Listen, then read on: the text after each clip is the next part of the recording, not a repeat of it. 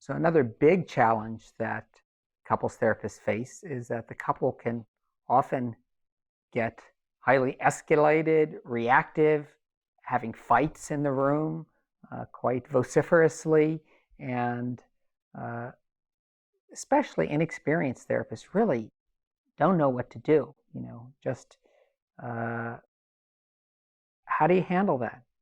Well, the first thing is to handle it, that the therapist needs to be able to take control, to interrupt and take control of the session, interrupt the argument. How? Usually these moments can give an opportunity to catch the cycle in the room.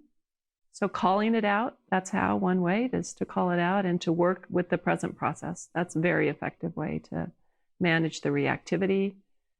Having partners turn and talk to you. I'll say, look at me, talk to me. Any way to interrupt what's automatically going on as they get more and more escalated between each other can be very, very helpful.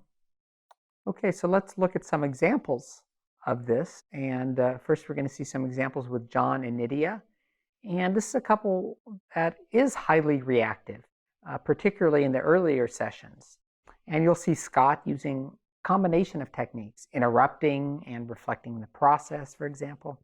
Yeah, and he's also careful not to break alliance. He uses a lot of warmth. Sue often says empathy calms aggression, and you notice that here. He tried to explain, but I was because I was trying to get everything in the car. I had like 3 bundles because we were going to run errands. So then I was holding everything. You had a little bottle of water.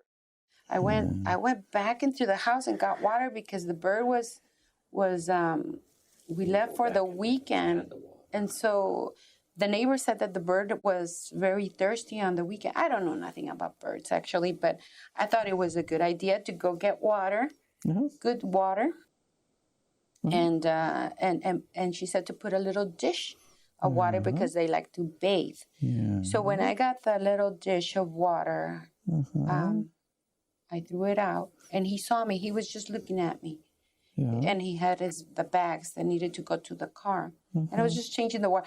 Anyway, he saw me throwing the water, and then he says, "What are you doing? I just changed that." So he didn't know what was happening, and I said, "I changed the water," and I said, "You know what? You're assuming that I'm throwing away the food, and you're just looking at something to get upset, and you caught me, and then I just blew off." That's what happened. See how she's judging me that I'm looking to catch her? No, she's looking at me to see what I'm waiting for you. I'm washing, I'm doing the clothes, I'm cleaning, I'm doing all this stuff, and he doesn't look at that. He looks that I'm throwing away the... So let's slow down. Let's slow down, John, okay? Yeah, so...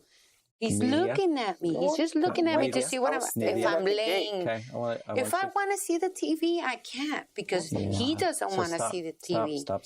So it's got to be when he wants things. Stop. Hold on, you guys. This is what you do, huh? Yeah, this like is what we do. Talk over each other. Yeah, well, it's kind of like, my sense is that you guys just go until you leave, all right? But what ends up happening, but I want to slow it down for just a little bit because this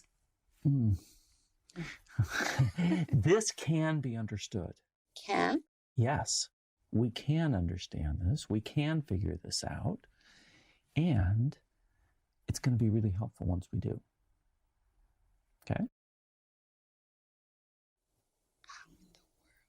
How in the world? I'm so patient. Yeah, well, hold on a second here, because there's a whole nother level, I think, that you guys may be missing. In fact, I think you are missing. Okay? And part of that level has to do with the fact that both of you are scared to death. Oh. In many ways. That's why. Here we go. All right, here we go again. I know.